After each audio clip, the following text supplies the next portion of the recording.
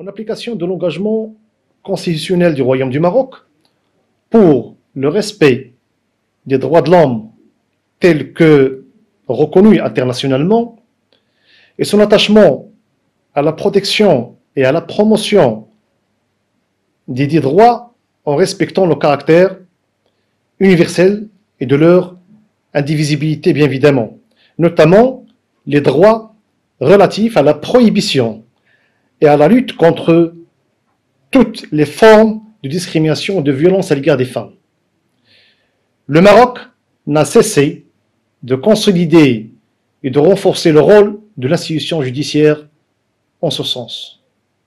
Et donc la présidence du ministère public, convaincue que la violence contre les femmes constitue bien évidemment une grave violation des droits de l'homme, une atteinte à leur dignité, même, voire même un obstacle majeur à leur participation au processus de développement social et leur jouissance des droits et des libertés. Donc la présidence du ministère public n'a pas cessé de prioriser ce volet dans son plan d'action et ses priorités dans l'exécution de la politique pénale. Donc, afin d'assurer une mise en œuvre rigoureuse, responsable, un ensemble de circulaires ont été dressées par la présidence du ministère public au parquetier pour une application ferme des dispositions susceptibles de protéger davantage la femme victime de violences. La présidence du ministère public a incité les procureurs et les parquetiers à revenir vers elle pour toute difficulté de mise en œuvre des dites instructions. La circulaire dispose bien évidemment d'une force contraignante. Elle doit être observée par les parquetiers et les circulaires afférentes à la protection de la violence à l'égard des femmes se distinguent du fait qu'il incarne une partie descriptive de la nouvelle loi 103/13.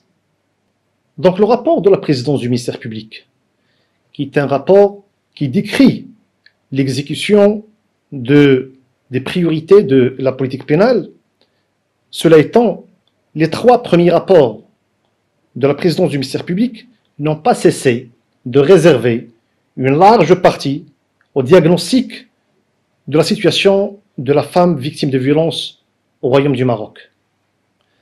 Ainsi, le dernier rapport de l'exécution de la politique pénale élaboré par la présidence du ministère public nous informe que plus de 19 000 femmes, ou plus précisément 19 616, ou bien 17 femmes, ont été victimes de violences. Ce chiffre, bien évidemment, a donné lieu à plus de 20 000 poursuites pénales. La violence physique représente environ 48% de l'ensemble des viols.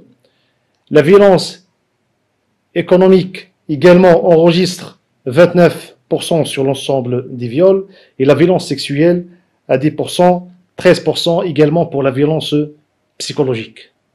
Concernant bien évidemment les nouvelles infractions issues de la loi 103/13, l'exclusion du foyer conjugal occupe bien évidemment la première place parmi les nouvelles infractions, auxquelles s'ajoute bien évidemment le harcèlement sexuel dans les lieux publics, puis le refus de retour de l'épouse au foyer conjugal, ainsi que le harcèlement moyennant bien évidemment des lettres électroniques et le harcèlement dans les lieux de travail. Les efforts de la présidence du ministère public ne doivent pas occulter certaines réalités parfois décevantes. Il convient de signaler à cet égard qu'un certain nombre de contraintes se posent à l'action de la présidence du ministère public et du ministère public de manière générale lorsqu'elle décide d'entreprendre des mesures de protectrices. À titre d'exemple, le rapport de l'exécution de la politique pénale fait allusion à des difficultés afin d'assurer le suivi de la mise en œuvre de certaines mesures de protection, notamment les interdictions des contacts avec les victimes et à la soumission du condamné au traitement physique, bien évidemment approprié. Également, la non-généralisation des centres d'hébergement des victimes sur l'ensemble des circonscriptions des cours d'appel. D'autres difficultés sont pleinement exposées sur le rapport de l'exécution de la politique pénale de 2019. Et pour pallier, pour surmonter ces difficultés, la présidence du ministère public intègre et coordonne le protocole de prise en charge des femmes victimes de violences aux côtés du ministère de la Santé et du ministère de la Solidarité et du Développement social, de l'égalité et de la femme. En coordonnant et en exécutant le protocole de prise en charge des femmes victimes de violences, la présidence du ministère public s'est engagée à considérer les affaires de violence à l'encontre des femmes en tant que priorité constante parmi les missions conférées au parquet près des différentes juridictions du Royaume. Donc le Conseil de l'Europe est un partenaire stratégique de premier rang pour la présidence du ministère public. Le Conseil de l'Europe, pour rappel, a accompagné la réforme du secteur de la justice au Maroc depuis les phases embryonnaires. Cet accompagnement du Conseil de l'Europe a continué, bien évidemment, après l'indépendance du pouvoir judiciaire et l'instauration de la présidence du ministère public.